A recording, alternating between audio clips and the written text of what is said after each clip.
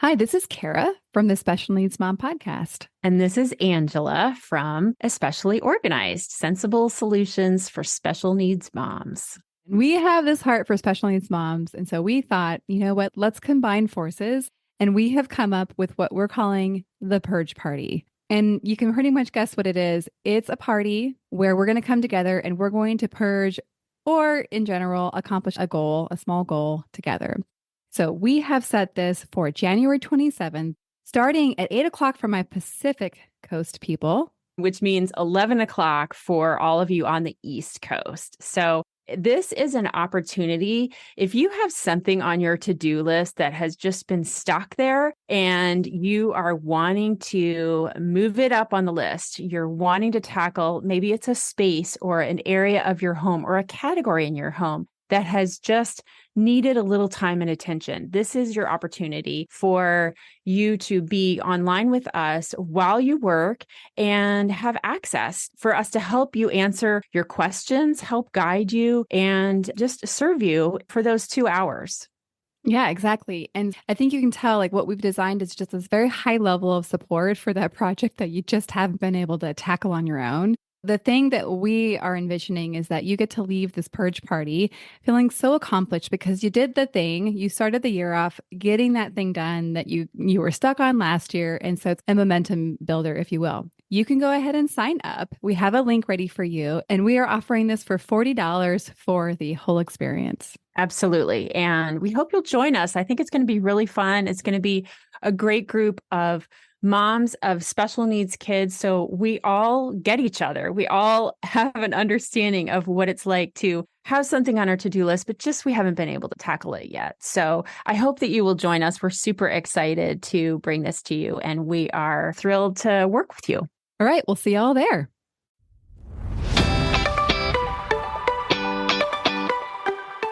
Hi, I'm Kara, life coach, wife, and mom to 4 incredible and unique children. It wasn't all that long ago that my son received a diagnosis that had my world come crashing down. I lacked the ability to see past the circumstances, which felt impossible, and the dreams I once had for my life and family felt destroyed. Fast forward past many years of surviving and not at all thriving, and you'll see a mom who trusts that she can handle anything that comes her way and has access to the power and confidence that once felt so lacking.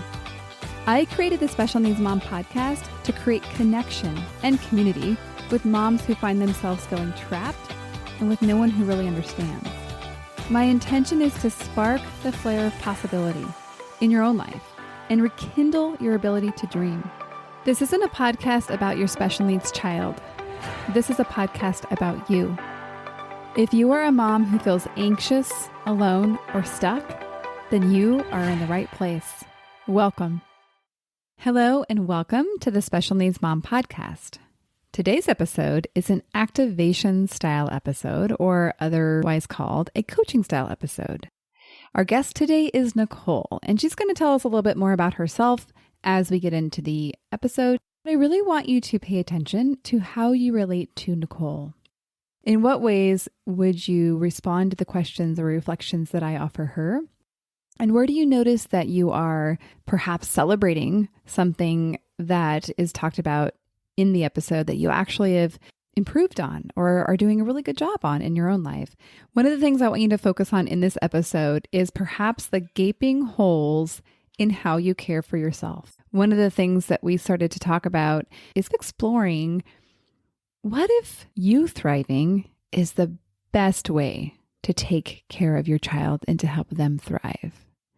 I don't often think we stop and really reflect on what the impact of us suffering through our life actually creates for our child. And I totally get if you have a lot of resistance to even thinking about how you might shift that, that's totally fine. And I want to point you towards next week's episode, because next week's episode is a wealth of information packed in about a half an hour of very, very tangible ways that you can support yourself. I actually have a doctor on the show who specializes in helping moms like us. I'm so excited to share that with you. So if you listen to this episode and you find yourself saying yes and nodding and wanting more for yourself too, stay tuned, come back the following week, and we can do this together. My vision for this community is that we shift culture, that we actually shift from being moms that are chronically stressed and sick and suffering and depressed and hopeless.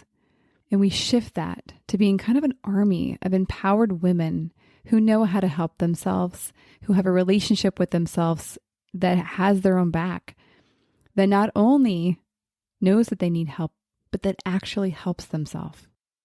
Well, I'm all fired up now. I am excited. So let's get into the episode. Let's welcome Nikol. Nikol, I'm so glad to have you here for your own activation session. What I want to start with is hearing a little bit more about you, your background, and just a short bit about your stage in life, a little bit about your child, and describing so that we all kind of have a context of what challenges you're dealing with in parenting in terms of supporting your son with disabilities. Okay. I work full time just outside the DC area.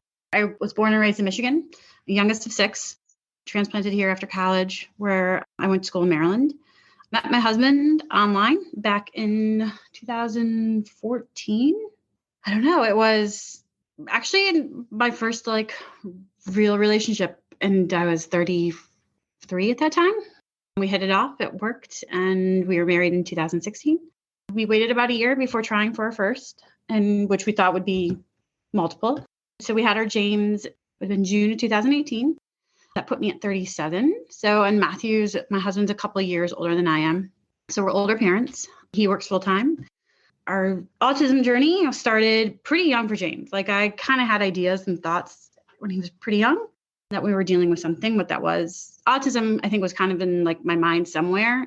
So when James was 18 months, all it was, and to this day, this little phrase when a child says it still kind of brings back that memory. But there was a little boy who was the same age as James, just about. He was a little younger than James. And I was dropping James off at daycare one day, and little boy puts something on the floor, drops something on the floor, he goes, uh-oh, and red flags. I was like, we don't say uh-oh. And I realized no matter how much I try to get James to say uh-oh, nothing. And from there it kind of started. I was always super honest in the developmental questionnaires. And some of the obvious things that they kind of red flag for autism or whatever else weren't really there yet, but the nonverbal was the first start. And they sent us into early intervention. Even our pediatrician was saying it without saying it. Nobody would say the A word. I think nobody wanted to give that official diagnosis, because it's an official diagnosis term, right? And so nobody really gave that. And so we went to early intervention for speech delay. The same week that we got our pathologist finally assigned to us, COVID hit. For an 18-month-old, we were doing a little bit more by the time we got our pathologist in early March, but we were doing speech therapy online for an hour 2 times a month. Oh, bless you. I gave it a solid year before I said, okay, no, this is not working clearly. And I mean, at that time with the pathologist, though, she saw other red flags. She's like, I think you need to see an occupational therapist and all of that. And so we did, we found a private clinic that was willing to see him in person. We started OT, we started speech therapy, because clearly we weren't making any headway. He was falling asleep. I was almost falling asleep, from an hour long through one dimensional. I bet the speech therapist was almost falling asleep. So there's only so much you could do. And so that started it. And the OT said, oh, no, we're dealing with sensory processing disorder. They were like, we should probably see a developmental pediatrician. So we went and saw, we're lucky in that, because usually I'm still waiting for callbacks to ask to see if we can see some of these clinics, back from 2021. We were able to get in 6 months to see somebody. And so we got the official diagnosis, and he was just over 3, I think, at that point. At that time, we were also trying to get into what's considered child find in Virginia, which is special education preschool, essentially. And so he got into that with the speech delay, because the speech delay was enough to where we weren't, it's hard to communicate. It's still hard to communicate with James. He's not nonverbal, but he doesn't use language functionally.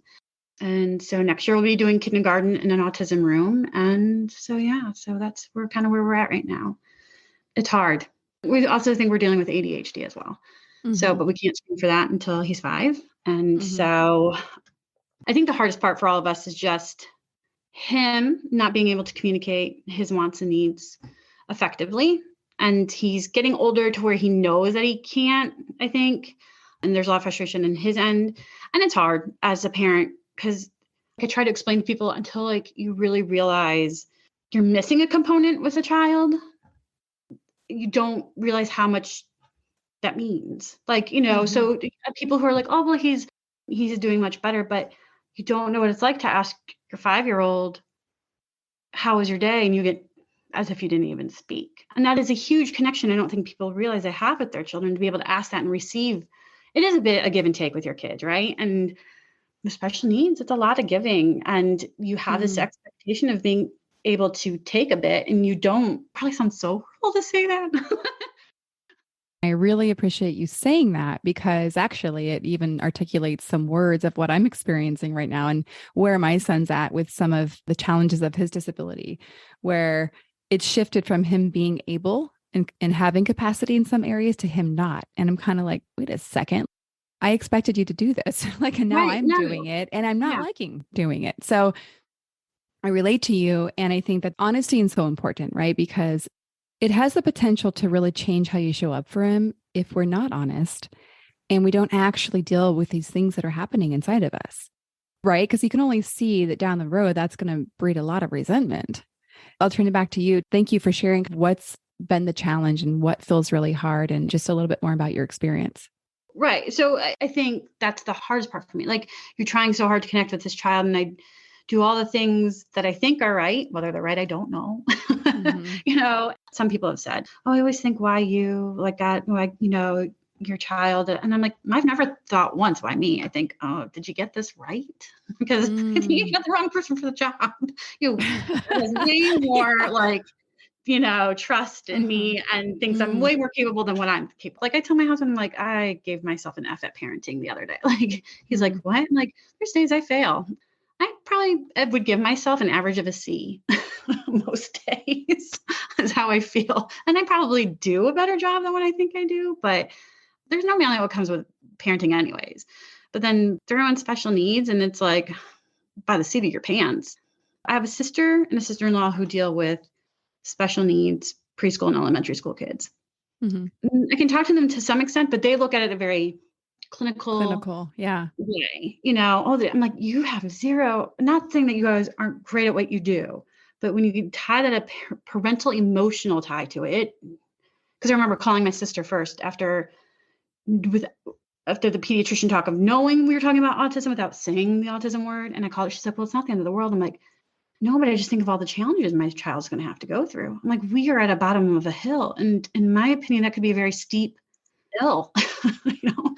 Sometimes I get angry. I'm like, does my child have to struggle harder at stringing 3 words together? I mean, because after 3 words, he doesn't have much more, unless Yeah. it's like scripted or memorization or echolalia. That's all, the language gets lost somewhere for him. Mm-hmm. And as a parent, that's hard to watch, and hard to, it's not that I don't accept it, I accept it. And, some days I'm just like, I cancel autism. I cancel the things that come with it. And I think the worst part was we were technically developmentally, we were on time. Things were looking great. I mean, gross motor skills, he was ahead. And then like a veil dropped and all of a sudden we were behind. We were playing catch up. Mm. And I think that's what I hated the most. And I would say that I'm like, things were supposed to be going the way that they're supposed to go, whatever that means. And then one day it just wasn't. And here we are. I think there's so much grief involved in all aspects, no matter how a child becomes disabled. But I think it's a unique experience having had and lost versus expecting to have and not getting. Again, not that one's better or the other or harder than another. However, sometimes I think it's important just to kind of acknowledge that there's difficulty in the uniqueness of what you're experiencing and just even giving it more words. So let's look at some of these areas that you've described to me that what you're looking to kind of have some change in. And you've described the hard. We've touched on grief, even though we didn't really necessarily talk deeply about that. And you've shared with me about having anxiety that comes up when he's not doing well. Oh, yeah. And, then the impacts of when maybe husband's not working exactly how you'd like him to work and the impact of that. Looking 6 months from now. So 6 months from today, we'll be in a new school year. I want you to picture yourself. And what I'm curious to hear, if you can kind of just brainstorm, if all of these things improved, what would be a vision of your life with some of these areas being impacted in a positive way? Ooh. So, I don't know. So I might have to repeat it. So 6 months from now, things have improved as far as James's development Good or question. Actually, let's focus on your experience. Oh, okay. So, okay. That's kind of funny because we just got a letter last night. We're not at the school we thought we would be for kindergarten. It's not worst case scenario. It's not best case scenario, but kind of hoping he'd be in the same school where he knows where he's at, and is familiar with the area, but he won't be. We also will have challenges of all of our therapy times need to change because James goes from half day to full day. So our therapies are after school, which allows me to get into the office a lot more often because my work's been great. Like they've really allowed a lot of leeway. They say, I feel like I've over asked. I've been told I haven't over asked, that they will be accommodating. And so, but there is that kind of added pressure and anxiety of over asking or feel like I'm asking too much. I'm horrible at asking for help to begin with.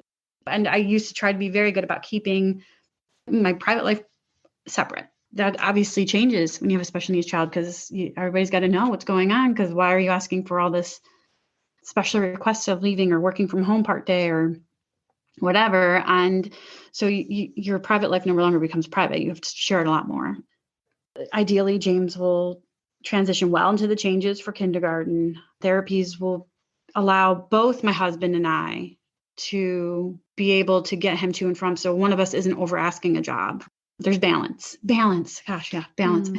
Balance is probably the word I would use ideally where that would be putting me in a good place, and emotionally, time-wise, just where I'm not feeling like I'm rushing up and down 95 to make sure I'm getting James in time, whether it's at the end of the day, or home in time. So we're not eating at 7:30, 8 o'clock at night, or, that we're not going to be 10 minutes late for that therapy session or this therapy session. Just balance and less feeling frantic, because I feel like I'm a little always frantic about things. So does that answer the question? I have no idea. Yeah. Well, I think what I am kind of getting is developing a picture. What's interesting is, when you get to re-listen to this, I want you to notice this, because this happens for so many of us, is that when I asked about your experience, about what would it look like for you to be experiencing relief from some of the struggles that you've described, the first thing your brain went toward is all the things for James. I'm worried about James this, James that, like is very, very focused heavily on James. And I get it. I don't want to be like, well, why did you do that? Well, it's obvious. You deeply care and want the best for him.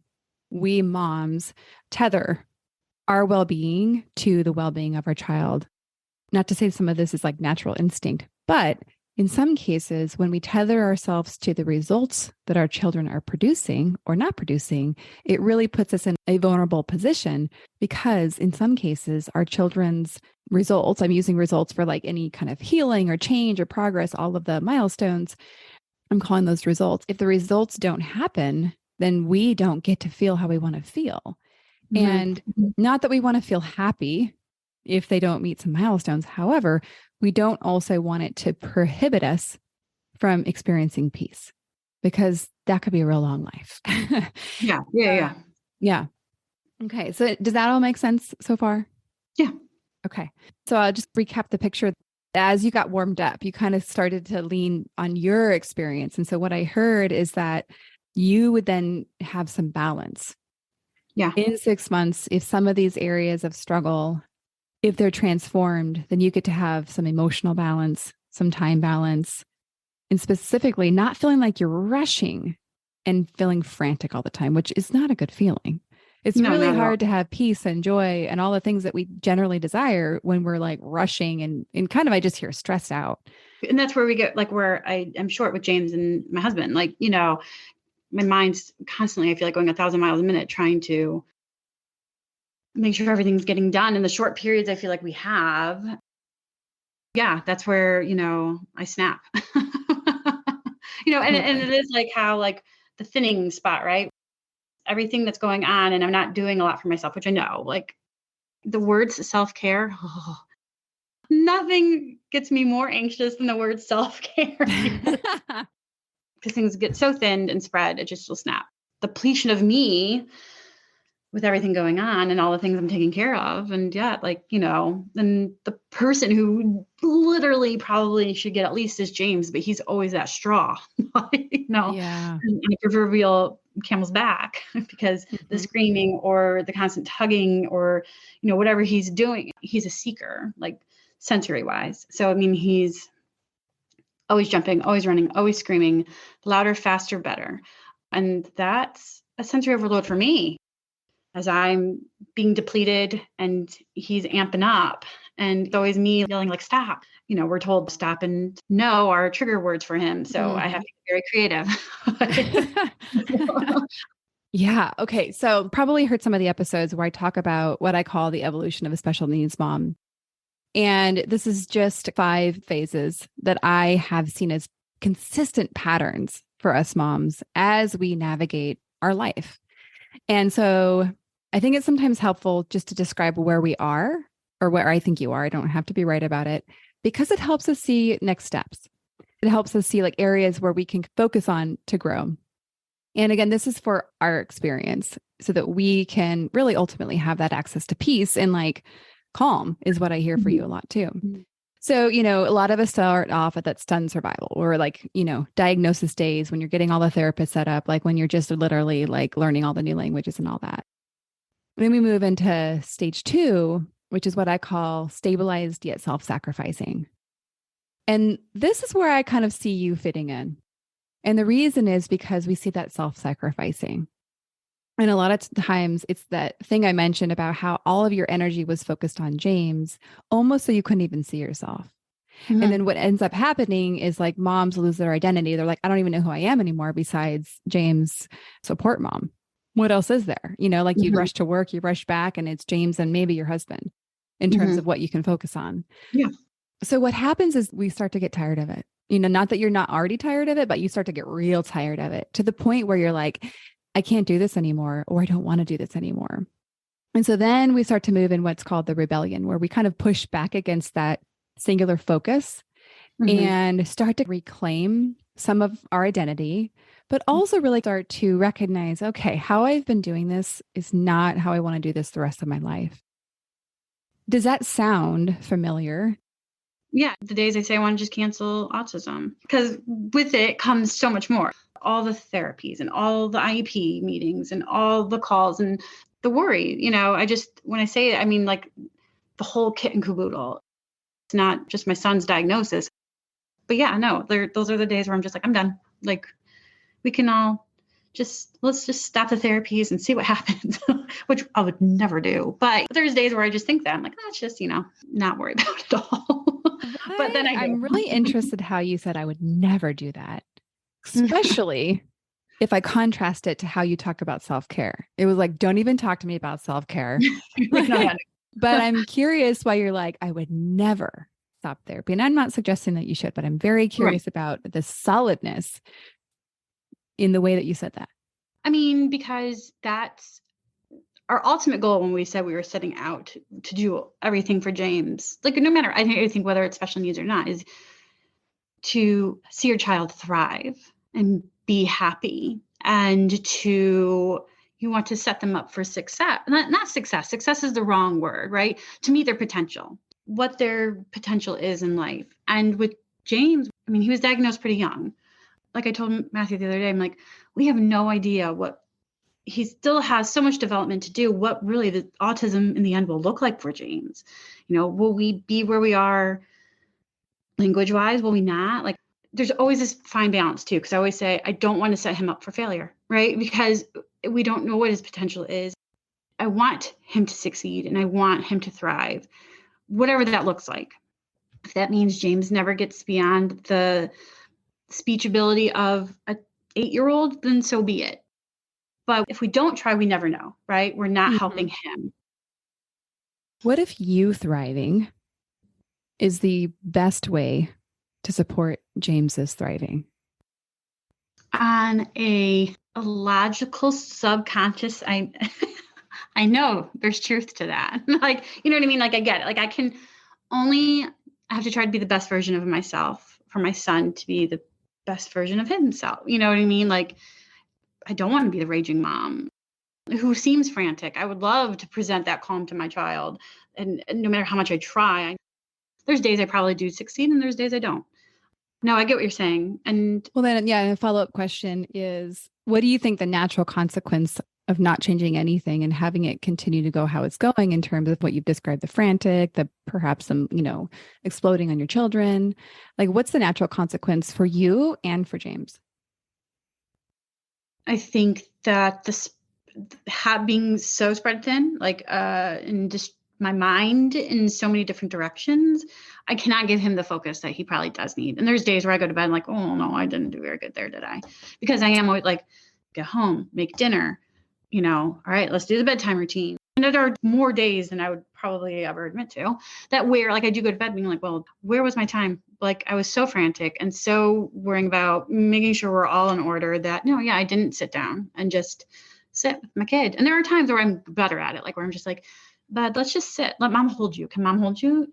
And to give him that. And for James, sometimes that's not possible. He doesn't like to be held too close sometimes for, it's too much for him. I try to make sure I'm super conscious of those times where I know he's asking for that. I want to highlight something because I think this happens for so many of us. The very thing that's driving you to basically, I'm going to use the word overgive to James, is like your love for him. And it's also the very thing that's restricting you from actually showing up in the way that you want to. Do you see that? Oh, yeah, no, yeah. You asked that question. I was like, oh, okay, well, I see where she's going. And this is by no means a way to say like, look, you need to do more. That's like the opposite of what this conversation is about. It's really about getting clear about opportunities that you have to make very small shifts. Because guess what? You are already working your tail off. So rather than actually considering that you need to do more or be more or give more, I actually think it's probably the opposite. Are you willing to explore that a little bit? Yeah, I think so. Yeah. Okay. So we're talking about exploring, kind of shifting a few things for you in service of you being able to slow down a little bit. And ultimately, what this conversation is about tending to yourself first. And what I want to first put in there is it's really, the first thing is it's changing your relationship to self-care. Stay with me. Don't go away. Stay with me. She literally backed up. She's like, never mind. I'm out. And I get it. I get it. Hear me out. Hear me out. It's because most of us equate. There's a formula. Self-care equals more time or more to do. Right. Yeah. No, precisely. And therefore, self-care is canceled. Right. So what I want to suggest is that, especially for you, I think self-care is probably doing less. It's actually taking stuff off of your calendar. It's taking stuff off of your plate. It's actually opening up some space for you to just be. And then there's the other part of self-care that I think gets neglected. And that is, so much of self-care doesn't take any time. So that's the number one reason why special needs moms are like, nope, self-care. Don't talk to me about a bath. Don't talk to me about a pedicure, which I would agree. Those are not in my category, self-care items. Not that they can't be relaxing and enjoyable, but I would say it's not going to give me what I need for tomorrow necessarily. Right. Yeah. Yeah. And so we talk about the stress. We talk about the grief. We talk about all that it takes in terms of the pure giving that is required in this parenting journey. And what I want to really give you some tools to work on is, again, tending to yourself. What this looks like is you checking in with yourself emotionally and asking yourself, what do I need right now? And usually it's not going to be like, I need to go get a pedicure. Yeah. It's little things. It's, I need to freaking breathe. Like you are going to realize you're holding your breath. Oh yeah. Right. And so for you, I know you've mentioned you have a commute. I actually think that we could come up with, and this will actually be probably part of what I offer you as a follow-up, is what would it look like to actually have your commute be nourishing to you, to actually be a time for you, because you're already doing it, that besides listening to podcasts, which you mentioned you did, but actually having it be something that fills you, as in like sources you. Like think about a reservoir when it's like overflowing with water. That's what we're going for. Right now, it's like most moms are like, there's like a little bit of water at the bottom. They dig that's deep. about it. They did. Yeah. They're going down into the well because that pond is empty. What it takes to do this, though, is to really open to the possibility of caring for yourself. And so I'm so glad that you mentioned, like, don't even, the self-care thing is you're over it, because so many moms are there. The thing I would offer is to start with curiosity.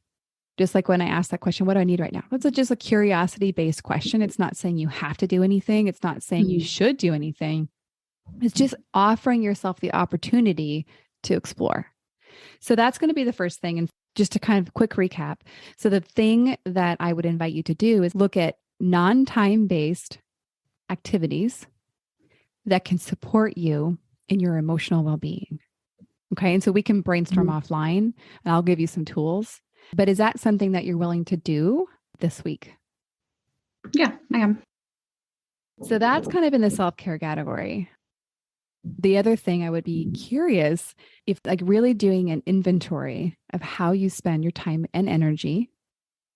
So time, energy, and money. If there are things that you would be willing to stop or pause, and only temporarily. And so what this could look like is you saying, you know what? How many therapies does James do a week outside of school? I can tell you this, we were at our peak. We were doing about 60 hours within like a 4.5 week period. Yeah. This is through the lens of curiosity. Like, and especially because you're like, I would never stop any of his therapy. And I'm not suggesting that you stop it. That is not my business. But I am suggesting that you take a look at what actually serves you and him. Perhaps maybe once a week, you take a break from one or two of the therapies. Like maybe say, you know what, we're going to take a break from OT. He's getting OT at school. I'm going to take a break from that. And in that time, I'm going to, that's what you get to answer. I'm going to just play with him, or I'm going to actually enjoy him, or I'm going to ask my husband to pick him up so I can go like take a walk for 35 minutes. And again, this is all curiosity based. I can't say that word enough because it takes shifting from I can't to asking yourself, how can I? And that's a curiosity based question. The other thing I would invite you to do as a follow-up is actually really do an inventory, like all the things that you're spending your energy on for James, and what you'd be willing to pause or shorten or reevaluate in service of actually restoring some energy that you're giving to yourself. How does that sound? Yeah, I mean, it sounds good. Tell me more about this. Well, no, so like usually my thing is like right now, we aren't doing as much therapy right now just because we're kind of in between therapists and all that, which has been nice. But what I fill it with is work, right? Because normally I'm asking for time to work from home or work from the car while James is in a therapy session, because trying to make up for the asking I'm doing that I feel then guilty about. You know what I mean? It still isn't healthy. It's still not doing for me. It lessens the anxiety of making sure I'm getting my work done, and work knows I'm doing my job, which they do know, right? Here's where I'm just going to do some brainstorming, and then you don't have to decide anything now, but it's like, I totally get that, like, part of your commitment is to work, and perhaps it's something you're like, I actually need to do this. This is not something I can cut out, but to consider like asking for more, as in, hey, place of work, can I reduce my work hour commitment by 5 hours?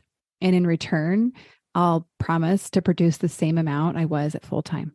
And my guess is you're kind of a badass at work, because there's a saying, I think it's like, if you need a job done, get a working mom to do it, because we don't have time to mess around. Like it's going to get done, in terms of like looking at how someone like us would show up at work.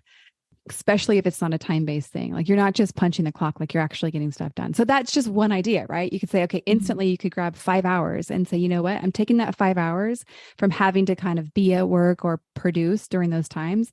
And I'm going to just be really, really diligent and focused in my other hours at work. And then I'm going to free up that space and energy for me. That's just an idea. Also, you touched a little bit on, we won't go into it today, but like there's probably an opportunity for you to really change your relationship to asking. There's definitely an opportunity for you to ask and receive without guilt. I totally get that it's uncomfortable. It can be so uncomfortable. And as you lean into it, it can be such a gift, not just for you, but actually for the people giving as well, for the people that are supporting you, that want to support you. I know it's hard for us to believe, but people actually do care and want to help us. Yeah. I have a new boss and she saw how many personal days have built up over the years. And she goes, can you do me a favor? I go, yeah. She goes, take Fridays off this summer. She goes, you have enough. She's like, why do you have all those personal days? I'm like, just in case. She's like, in case for what? I said, I don't know. She goes, take the Fridays, Nikol, please. I said, okay. So I bargained. I said, July and August, I will do it. So I'm laughing the way that you're like, okay, fine, if you make me. I know most people would be like, what? I'm like, yes. I mean, I'm no, like, actually, most people are just like you, just FYI. And I would say most women are just like you. This is obviously a gross generalization, but I work with both women and women in the way that they relate to time and taking time off and having to be enough and do enough and like prove enough. It's a women thing that I see more commonly. Anyhow, so we can pause that conversation. There's certainly an opportunity to explore that. But for now, I really want to focus on these 2 areas that really support the same ultimate piece. So firstly, I'll just kind of summarize is really brainstorming, let's just say like 2 or 3 non-time based ways to support yourself in general. So just these can be things like breathing. This can be things like listening to something that's really, really supportive for you. Could be music, a podcast, like a lot of different things.